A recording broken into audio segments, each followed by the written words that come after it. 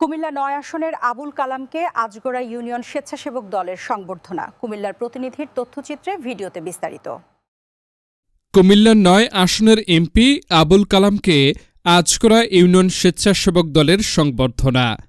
কুমিল্লা ৯ লাকসাম মনোহরগঞ্জ আসনের মাননীয় সংসদ সদস্য আবুল কালামকে সংবর্ধনা ও ফুলেল শুভেচ্ছা জানিয়েছে আজগড়া ইউনিয়ন স্বেচ্ছাসেবক দল।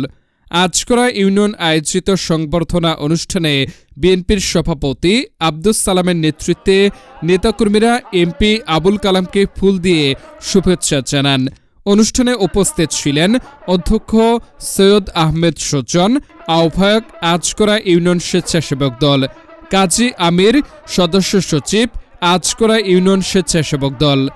এই সময় আরও উপস্থিত ছিলেন রেজাউল করিম সুমন, সাইফুল ইসলাম, ইব্রাহিম খলিল, জাহাঙ্গীর আলম, শাখাওয়াত হোসেন, মাইন উদ্দিন, আনোয়ার হোসেন মান্না, যুগ্ম আহ্বায়ক ইউনিয়ন স্বেচ্ছাসেবক দল খোরশেদ আলম, পারভেজ হোসেন, কাজী টিটু, ফরিদ হোসেন, ইসরাফিল হোসেন, লিটন, আবদুল্লাহ আল নোমান ও গোলাপ হোসেন সহ ইউনিয়ন স্বেচ্ছাসেবক দলের বিভিন্ন পর্যায়ের নেতৃবৃন্দ। সংবর্ধনা অনুষ্ঠানে বক্তারা বলেন, এমপি আবুল কালামের নেতৃত্বে লাকসাম মনোহরগঞ্জে উন্নয়ন ও সাংগঠনিক কার্যক্রম আরও বেগবান হবে।